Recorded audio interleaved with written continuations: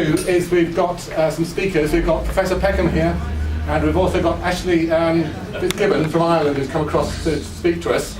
And so they will be speaking about the situation as it is in Ireland, what's happening in Ireland. Before we start, just to say there's toilets are down to the right, if you go around there.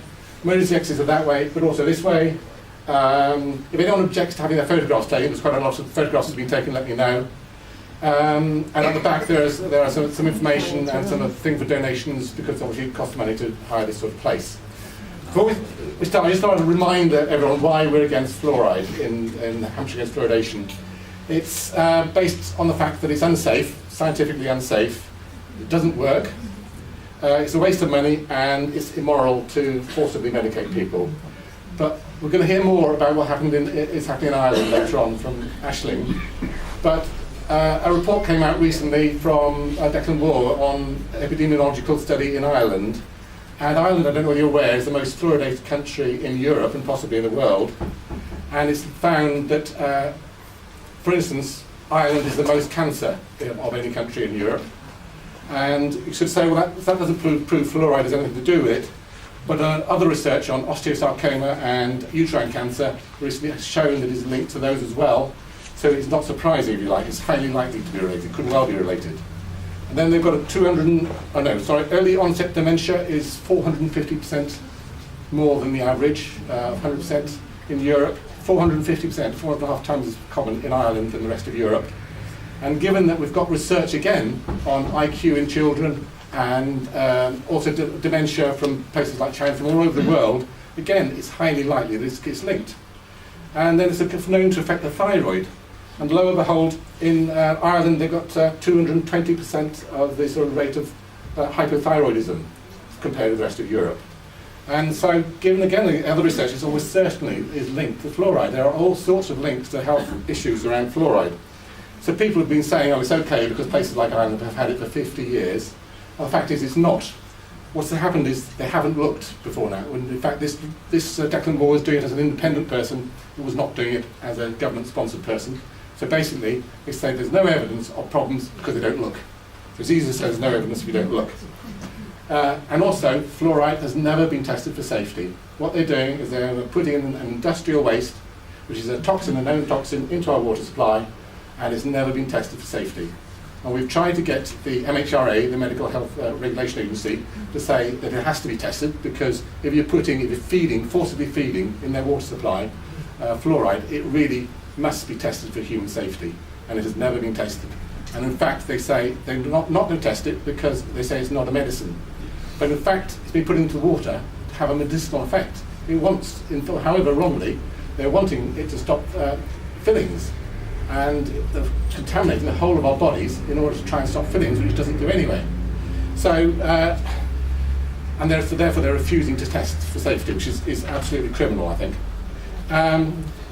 So the other thing is it doesn't work. For instance, again in Ireland, you'd expect that with all this fluoride, they must be the best teeth health in the whole of Europe. They're one of the worst. They're much worse than Northern Ireland, with a comparator. And if you compare fluoridated areas and non-fluoridated areas, you cannot find a difference. There's been no study of adults that shows any benefit from fluoride in the water to teeth. In fact, it damages teeth, because when you grow up with fluoride, it goes into the teeth and causes dental fluorosis in up to 48% of children who are brought up in the fluoridated area get dental fluorosis. And this is a sign of systemic poisoning of the body. And they've said, well, when they're 5, it's better. Fluoride reduces the number of fillings. But in fact, the reason for that is because fluoride put in the water and taking fluoride means that the teeth come out in children a year later. So instead of coming out at 2 or 3, it comes out at 3 or 4. So they've had very little time to develop fillings. So that's why there is a slight benefit at age 5, which is a totally false one. And in fact, it's just telling us that we're poisoning our children. So it's a bad measure. I'm trying to, sorry. All right, I'll try and shout a bit more.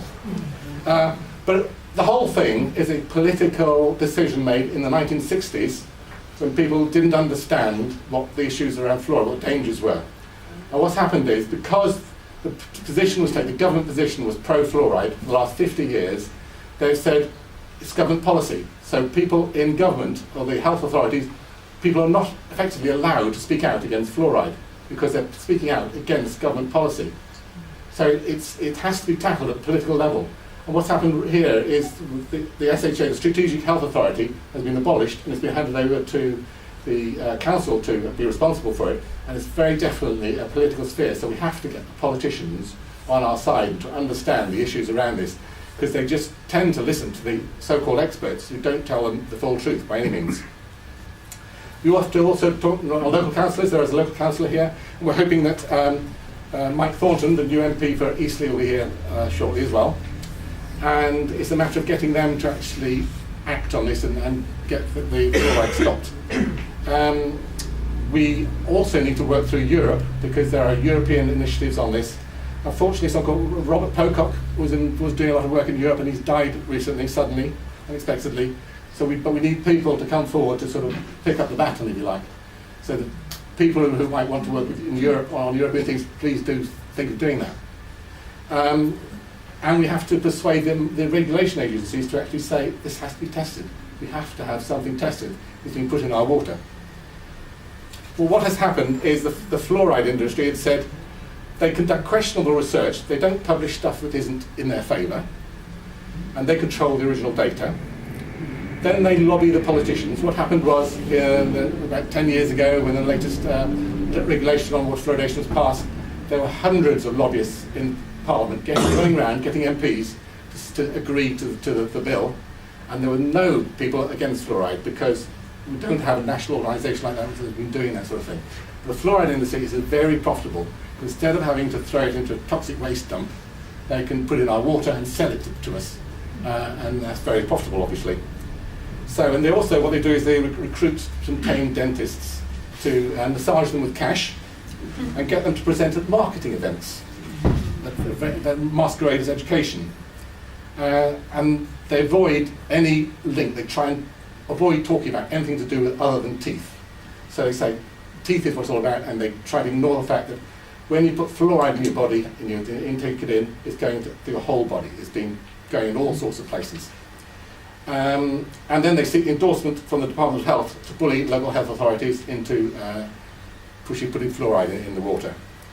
So basically it's not safe, there's no need or potential net benefit for Southampton, it's known to be dangerous, for young babies in particular, it's poisonous and it accumulates in the body over time, it's a waste of money, and it's deeply unethical because it's forced medication.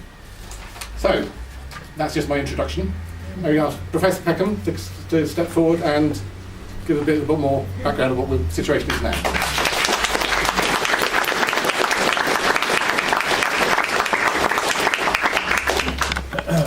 As always, it's so kind of wonderful, it's so kind of warm to know that so many people will turn out, particularly on what seemed to be a very wet and march around town. Unfortunately, I couldn't join the march because I'm still recovering from a foot operation, but it's just so nice to see everybody here.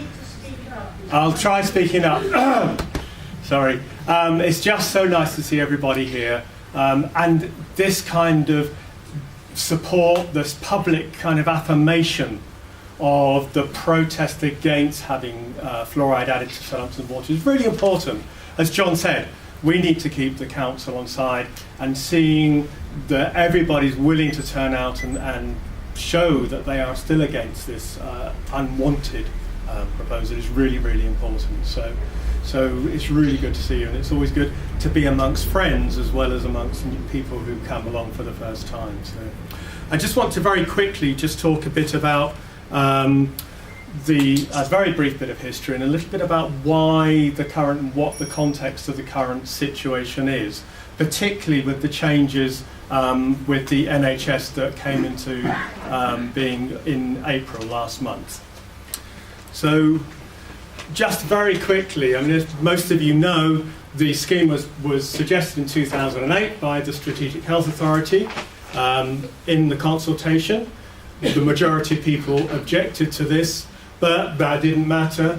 The SHA board in February 2009, and they're based in Newbury, Berkshire, decided that they would impose the scheme anyway. And a lot of things have happened since then in terms of petitions, in terms of judicial review.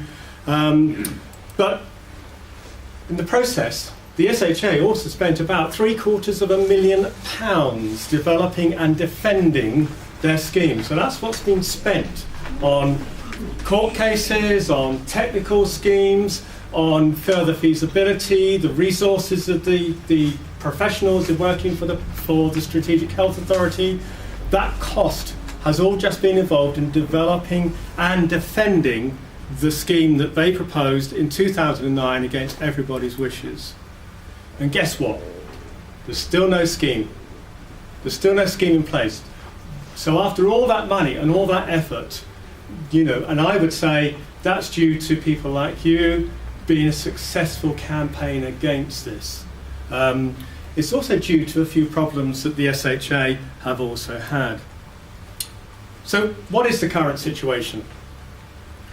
Well, in the last 4 or 5 years, Southampton now has the lowest level of dental decay that it has ever had. It's something like 40% lower, 30-40% lower than it was just a few years ago. And the rate of, the number of children with having dental caries, the amount of dental caries that those children have is always on a downward trend. So as John says, it's not necessarily even needed. There are still groups of children in the city that have poor dental health, but water fluoridation is not the way to deal with this. 70% of children in Southampton do not have any dental disease whatsoever. It's a really, really good outcome, particularly for a city like Southampton. It's not the richest city in the country. You would expect there to be poorer dental health. Then, when the new government came in, they decided they were going to reorganise things, and I'm sure you all celebrated along with us when the Strategic Health Authority was abolished in March this year. So that's a good thing as far as we're concerned. And what was also happened is that the City Council has joined the County Council, and I'll explain why that's important, and all the other local councils in opposing the scheme. And that was partly again due to the campaign to bring this back to the attention of the City Council in September 2011. So here we have a situation where all the local councils oppose fluoridation along with the majority of the local population. The other thing that we've been doing in Hampshire against fluoridation, and particularly with one of our members, Lee, we've been trying to get as much detail about what the SHA was proposing. Because you would think, having come up with a scheme in 2007-8, working on it for 4 years, there'd be lots of details about what the scheme is. They have maintained that they're still going ahead with the scheme that they put to the public in 2008. However, we also know by writing to Southern Water that Southern Water are saying, well, hang on, actually, we're not sure whether all the areas they said would be getting fluoridated water will get fluoridated water. And we're also not sure whether places that were outside the area that they said might get fluoridated water as well. And in fact, I remember right back in 2008, an ex-water engineer from Southern Water saying that other areas would receive fluoridated water. It's impossible to keep it to the area that they said. With all that work, last year, in 2012, the SHA decided they still didn't know enough. So they commissioned another technical feasibility study, spent another £30,000 getting the original firm, Atkins, who did the original study, to do another study to find out what and how you would put a water fluoridation scheme. Southern Water was asked to provide a detailed report about where the fluoridated water, how would you get the dosing stations, etc. We haven't seen a copy of that, but with all that detail, we have managed to do some work. On the basis of all these requests, we've managed to get some details about the scheme. Well, actually, no. You would think 5 years later, we would know what was being proposed. The reality is, there are no details available of how much it's going to cost, where the fluoridated water will go, who will receive fluoridated water, where the dosing stations are. The only plan we have is the one which we know is not feasible. But even after 4 or 5 years, we still do not know what is happening. So, why is that important?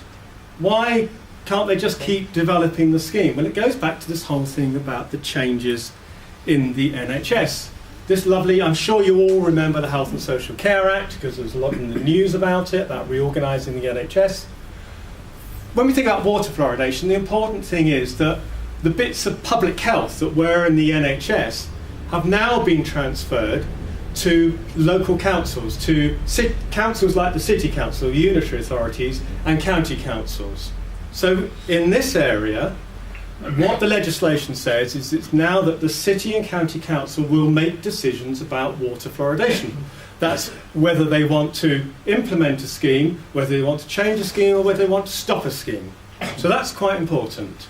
And the councils have a group of professionals and councillors called a Health and Wellbeing Board who discuss all the details of the scheme, and they would put up a proposal to the elected councillors to say, yeah, we think there should be a scheme or there shouldn't be a scheme, we should have water fluoridation or we ought to change it. And then they also introduced another organisation called Public Health England. Now Public Health England has a role in water fluoridation as well. It explicitly says that it's there to manage any water fluoridation scheme that exists. Well, now I need to question it. If they've got to manage water fluoridation schemes that exists, you will know, and if you're an Echo reader, that they've said that they're continuing with the scheme in Southampton. Well, hang on. If Public Health England can only manage a scheme if it exists, then there has to be an existing one. We've got some people here from the West Midlands. They have an existing scheme. They've been fluoridated for many years. But actually, we don't have a scheme in Southampton. We don't even know what a scheme would look like or how much it would cost. It's not even, it's an idea, it's a concept, it's not even, it's a plan, it's not an actual scheme. So surely, Public Health England should not be able to continue working to develop the scheme locally. Now that's really important.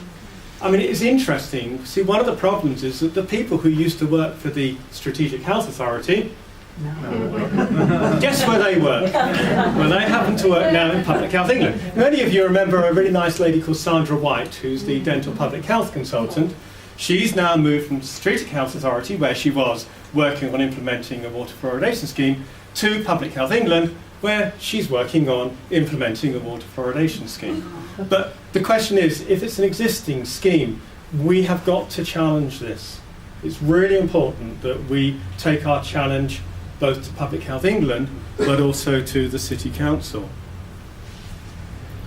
And two things here, I think. One is, we've got to stop, because this cannot go on as it is now. And we've put in a number of requests to get detailed information about that, because we know that water fluoridation is an old public health policy. As John said, it was instigated in the 40s, 50s and 60s. We know it's ineffective, we know it's not safe, we know it's not ethical. The evidence for water fluoridation is poor.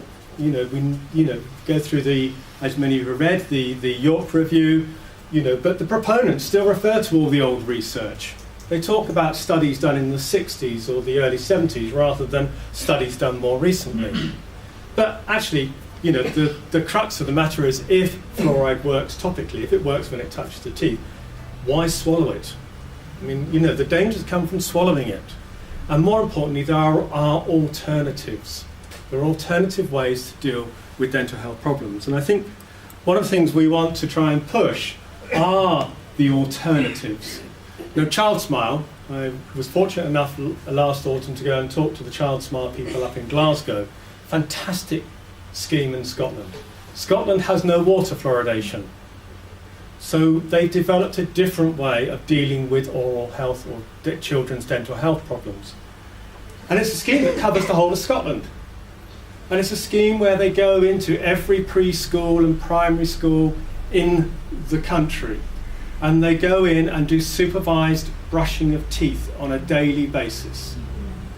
Now that's been really important, because that's been shown, one, to reduce the amount of dental decay. More importantly, it's been shown to reduce so that the children with the worst teeth get the most benefit. And surely that's, what our proponents of water fluoridation keep saying, but there's no evidence to support that in any great detail. There is evidence in Scotland, and actually it's very cheap to show children how to brush their teeth. And more importantly, it tackles all of their kind of oral health problems. It improves their oral health for life. Once you learn something as a child, you tend to keep it up for the rest of your life. It's a very, very good scheme. So I wrote to the City Council and said, oh, you know, we think we ought to have Child Smile. Got a very nice letter back from the current temporary, until last night, in fact, leader Jackie Raymond, who's the chair of a committee, saying, oh, it's okay, we already do Child Smile in Southampton. So I wrote back and said, oh, that's great. Can you tell me how many preschool groups and primary schools and are doing daily toothbrushing? And I haven't heard a word.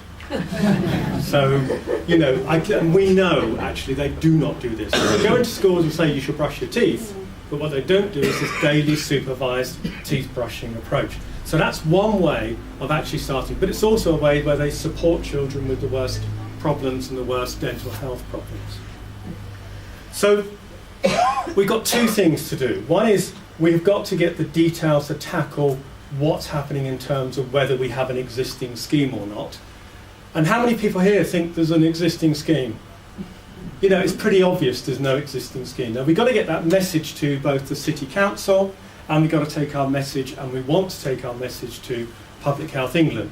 And we've put in some requests under the Freedom of Information to both the Department of Health and Public Health England to actually find out exactly what's going on, but more importantly, to find out what agreements have been signed by who and what. And once we get that, we can start to think about how we do that. But there are other things. We need to make sure that the City Council maintain their opposition. And that's down to people like you. We've got to keep the councils on our side. We've got to halt Public Health England. And again, that's something that people can do. It doesn't necessarily need to do all the detail. But we need to promote alternatives. We need to show not that we're just against fluoridation, but we are actually for dealing with dental health problems, because there's no point just being against something in that sense. So what can you do? As I said, public opinion counts. It really counts, and it counts now more than it ever has done because the councils are in charge. So we need to contact our MPs to talk about Public Health England, tell them they're wasting more money after the SHA wasted £750,000. Contact your councillor. Ask them what they think about fluoridation. And more importantly, tell us, because we will then put that message out to everybody else. And we're worried, in particular in the City Council, that it's a fine balance, particularly with a new Labour Council, that there may be less people against it and increasingly more. We are happy that previously Richard Williamson, now Jackie Raymond, have said the City Council has not changed their position, but we need to be vigilant about what the City Council is doing. You need to ask them to stop the water fluoridation and establish community health projects like Child Smile. And John mentioned about the European Union. There is a petition which Robert Pocock, who sadly died a few weeks ago, was pushing through. You can write to your MEP, ask them to support the petition on water fluoridation. That's all you need to do. Just contact your MEP and ask them to do that. You don't need to take it forward. That's live and needs to be brought forward. And you can write to the Echo. We've had very good support from the Echo. They've never said that they're against it, but they think this is about public opinion and what people think. And they have supported that, and it's great. And therefore they will publish. In fact, talking to the reporter earlier, we see lots of letters in the paper, but he said they get loads of letters about water fluoridation, absolutely loads of them. So they can't publish them all. But keep writing, keep it. We've got to keep this in the public view. The only way to keep pressure on city councillors in particular is to keep it in the news. And that's what events like this, that's why people, we're really pleased, go out and walk out and march around the city, because it makes it a visible campaign, it makes people aware of it, and it's important that the things that you can do, which will actually help the whole process and once and for all stop this scheme in Southampton. Thank you.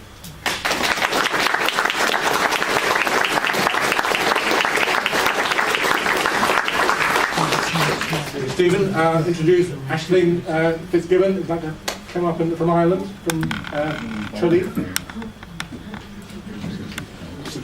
called The Girl Against Fluoride. That's your keep, isn't it?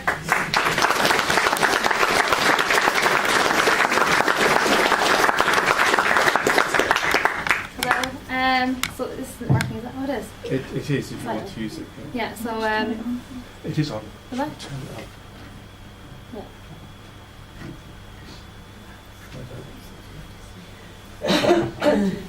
Yeah. Hi, my name's Aisling Fitzgibbon, and I also go by the name of The Girl Against Fluoride. I'm coming from County Kerry in the Republic of Ireland, and in the Republic of Ireland we have had fluoride in our drinking water for nearly 50 years. And as you were saying earlier, these chemicals that they are adding to our drinking water have never once been tested for human safety, despite the fact that everyone is consuming them and there is no assessment as to their impact on our health. So anyway, this campaign was born last year, and it's primarily a public awareness campaign. I'm not a scientist and I'm not claiming to be an expert about fluoride. However, I am bringing this information to the public domain, which I think is the most important thing with this issue, is awareness. And once people become aware and start to do their own, any bit of research into this issue, very quickly people decide it's not a good idea. So I've been taking, I suppose, so in Ireland, the fluoridation has been in the Republic of Ireland since 1964, and people would normally believe that it's in the rest of Europe and that this is something that is, universally accepted as being good for the teeth. But people, I think one of the most strongest arguments that we have for people is that 98% of Europe aren't adding fluoride to the drinking water, and that's obviously something that people are quite alarmed when they see that, because other countries that had been adding fluoride changed their policies due to either health or ethical reasons. And I think that one of the strongest arguments against fluoride is the ethical argument that it is mass medication without our consent. So we started in 2011, and my mother is a secondary school teacher. So there was a group of transition year pupils, and we asked them would they be happy to run a project about fluoride, and they called their project "Would You Pay for Poison?" And they lobbied the local council, and Kerry County Council actually voted to remove water fluoridation, to end water fluoridation in December of 2011. However, they said they can't do so because in Ireland the legislation states that it's a national policy of mandatory water fluoridation. So even if the local councils want to remove it, they're not allowed to do so because of this national policy. So we're in a different situation in Ireland. I mean, you're much luckier here that you can have the opportunity to go face to face with your councils and make sure that they don't implement this policy. So anyway, the group of students, we went to the Dáil, which is the Irish Parliament, in February of 2012, and we presented to a group of TDs, which are ministers. And they were very interested in, this is very bad, all the different health statistics that are coming out that are linked to fluoride. And anyway, the same questions went through to our Minister for Health, and we get the same generic response. And the response that everybody gets is water fluoridation is safe and effective at its optimal level, and that it's the most cost-effective way at improving oral health. So that was it anyway. And it was actually an independent TD who said to me, the best way to tackle this is to take a court case, because we have a national policy of mandatory water fluoridation. So the idea really is to take it through the courts to get this policy reversed. So anyway, we decided that was fine, we'll try and find a legal team. So I found a legal team that will take my case pro bono, because I wouldn't be able to afford that otherwise. And they said the only way that we have a chance of succeeding in the courts is to raise massive amounts of public awareness nationwide. So this was in May of last year. So we said, okay, it's very difficult to get the media on board with this. It's fine regionally with local papers and things like that, but nationally there is a huge block to wanting to cover this issue. So we said we're going to have to create very alternative, innovative ways to get this information out. And my mum and I, we went to France last year on our holidays, and we said, how on earth are we going to get people to listen? So she said, we're going to have to just come up with just crazy stunts. Doesn't matter what it is, we'll do whatever to get people's attention. So the first stunt we did, I went to Kerry Airport and I stripped down. And like, I wouldn't want to do this normally, but because it's such a serious issue, I said I'll go along with it and see what reaction we get from the public. So went off to Kerry Airport, which is a tiny airport, and I bravely whipped off my jacket, and I had the t-shirt with the Get the F Out symbol, which is the kind of the universal symbol now for anti-fluoride. And anyway, we put these pictures up on Facebook and we got unbelievable success. So that led to another publicity stunt, which was there's a international, well, it's a festival in my local town, Tralee, called the Rose of Tralee, and it's basically people from all around the world take part in this competition. It's kind of like a beauty pageant, but you call it more like a lovely girls competition, because we're in Ireland, we do things differently. And, like Father Ted type of thing. So, really it is like. So I dressed up as the Rose of Fluoride Free, and I went around to all the different events. It was during 3-day, it's a weekend festival. And the amount of reaction I got was unbelievable, because it was like I was non-threatening, because they thought, oh, she must be part of the competition. And people were engaging with us, and we had information leaflets then, and we were describing why we were doing this stunt, and that it was about fluoride, and just we wanted to raise people's awareness. And it was amazing, because it was like, normally that barrier that you have with people, it seemed to open up. Instead of being shut down to you about fluoride, it was people were actually listening. So we said, right, this is really good. And then out of that weekend, I was offered a stall in a music festival called Electric Picnic, and that's a 3-day festival as well. And here we had it was a stall made of like plastic bottles of water, and basically it was actually called Bottle to Folly. It was done by an art student, and she donated this to us for the weekend. We were there for 3 days, and inside we had the cancer maps, which I'll show on the next slide, which are showing the rates of cancer between the north and the south of Ireland. Now, we were there and we had unbelievable support, and because I suppose it was in a festival, people were relaxed as well. It was a good way of being able to engage with people and to let them know about the campaign. And I suppose the fact that we were then bringing it to a court case, people felt that it had an aim in mind. It wasn't just a campaign for the sake of it. So that was amazing, the support we got. We got thousands of hits on our website, and people started to donate. Then we've got, on the website, people decided they wanted to support this cause. So in the Electric Picnic, we brought these maps and we got these printed up inside the unit. And these are just 3 maps. There's 15 maps altogether, and they're showing the disease prevalence. So from the north to the south, you can see that's just like the imaginary border.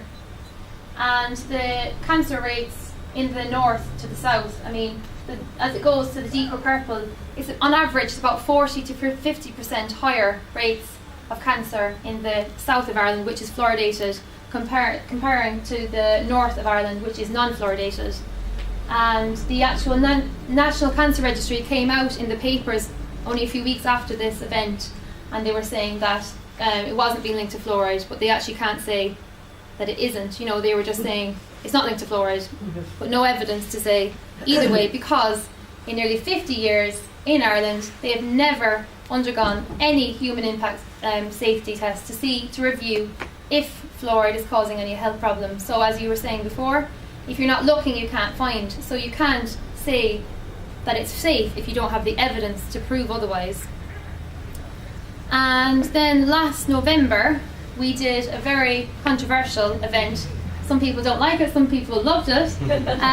We did a strip outside our Irish Parliament, and it was on a very busy day. It was a Saturday protest. It was a massive national protest against the austerity in Ireland. So we thought we'd use this day as an opportunity, because there was lots of media around like that. We went over to the Dáil, and we had our banners done up. We have a lovely company that have donated all the banners to us, because they're very passionate about this campaign. And so our message really is to stop drugging us against our will, and that it is a human rights issue, which is why people will be driven to do very dramatic public awareness stunts, because it is a violation of our human rights. So that actually got the first time broke into national papers. So we got coverage in a number of national papers, and it really became a huge success through Facebook, through the website. And people that never would have mentioned or even spoken about fluoride were now saying, are you the one that stripped off outside the thing? I thought you were mental. And I was like, I know, yeah, I'm actually not mental. And they're like, then I started looking into it, and I realised now. So we said, right, it actually, for some people it might be a bit zany, but it was the best thing really, because it kind of got it into the public domain in a big way. And then the second picture there, that was the week before Christmas, and I was in the busiest street in Dublin in pink underwear, and we had like 6 photographers from all the national papers, and they were saying, walk up and down the street there. So I was actually there for about, I'd say, 15 minutes altogether, and it was bizarre. We had a musician there to play music and to kind of get the crowd involved, and a local politician he's actually independent, he's not in any party. He actually came along, and then we got into all the national papers with that. And we've also been contacting a variety of celebrities around Ireland, and you might not know of these people because they're more recognised in Ireland, but there's a singer called Paddy Casey, and he was one of the first people to get behind the campaign. We also have now Christy Moore, and people might know Christy Moore, he's quite a famous Irish musician. And who else? We have Mundy, he's another Irish musician, and we have a food critic who's on an Irish television programme. We have a few senators from government, and we're contacting now more and more different musicians and actors to get involved and to back the campaign, because we find because we're living in a celebrity-obsessed culture, and the mainstream people like to see what they're used to in magazines. We're kind of emulating that, and obviously doing it for the good, to raise awareness about fluoride. And the singer Paddy Casey, we're doing a big fundraiser gig this summer in Dublin with Paddy and another singer, Mundy. And Paddy's actually writing a song, and he's asked me to sing in it with him, along with other school children from, my mum is running a campaign as well this year, I'll talk about that in a minute. So we're going to be releasing that, and hopefully, I don't know, will the radio shows pick it up? I'm sure the local radio shows will, but depending on who's calling the shots. But also we got Rachel Allen, I don't know if people know of her over here, she's a TV celebrity chef, yeah. So she said even her own dentist is against fluoride, so that's brilliant, to know that there is a growing body of awareness, and it really is just about kind of reaching that tipping point now. We also had a restaurant in Dublin, which became the first fluoride-free restaurant. The lady who runs the restaurant is very ethical and things like that, and I met with her last year and I explained to her about the campaign. So immediately she actually installed filters to remove the fluoride from the drinking water, and now she's advertising the fact that her water is fluoride free, and we advertise it on our website, and a huge amount of people now, they said, are coming into the restaurant and requesting, is this fluoride free? Because people are obviously concerned where they get their teas and coffees, is it going to be fluoride free? Because when you boil fluoride, it actually concentrates it, so it makes it very unsafe for people to go to restaurants and to have teas and coffees. So that's great. So we're in the process now of contacting a number of very ethical organic restaurants around Ireland, different counties, and we're hoping, we have another one in Wicklow that's going to be doing it, and we're just wanting more to get on board, because it's just all about raising awareness. So we've broken into the mainstream media in a big way this year. Luckily there's a national magazine which is independent, it's not really tied into any politics. It has been covering the fluoride issue now since February up to now, and it comes out every 2 weeks, so it's been covered for the past 16 weeks. It's called Hot Press Magazine. You can look up, all the articles are available on hotpress.com. If you search fluoride, you'll get all the articles, and there's a huge amount of evidence. I mean, it's not just for Ireland, it will be applicable to here as well. And I've started to get different radio interviews. I got onto a national radio show which is called Today FM, and a dentist called Joe Mullen, who was from the Irish expert body, who have been set up by the Department of Health, the expert body, which are mainly dentists and bureaucrats, we like to call them. And they said that fluoride is perfectly safe, and so I debated with Joe Mullen. I was only given 10 minutes, so it was very tight. And when I put the question to him, could he guarantee me the safety of the fluoride ion going in to the body? Was it causing any unnecessary damage, as it does travel into the body, into all of the system? And he said, I can't guarantee that there won't be an earthquake tomorrow. That was his response to whether it was safe. So, I mean, it's just laughable, the things that they come out with, and anyone with any discerning ability will quickly realise that there's not much to their argument at all. So we've had a growing amount of support now with the local papers. They've been carrying the story. I got into a national paper, the Irish Sun and the Sunday World. They've covered stories as well. And I suppose because it's different and because we're using different tactics that people aren't used to seeing, I think that's why we're getting the covers that we've been getting. So luckily, Hot Press magazine are continuing to report on it, and one of the journalists, has been interviewing a number of key people now, which my colleague Shane will actually discuss when he is on after me.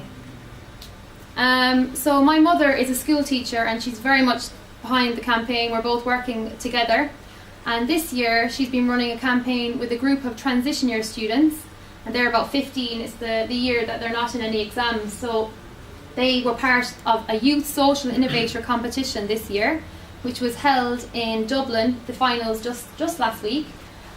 And they have been going around Ireland with a puppet show, and the puppet show tells the story of fluoride. It has Declan Waugh, Mr. H from the HSE, which is our NHS, who says it's perfectly safe and effective.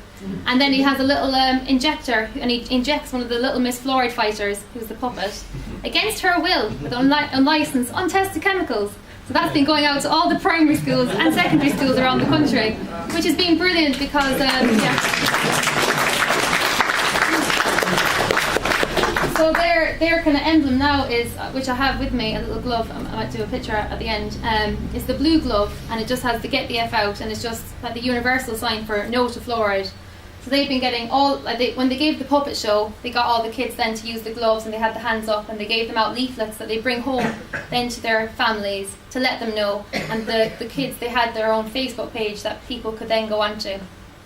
And I think the real importance of getting it through to the schools has been, it has reached the community at large.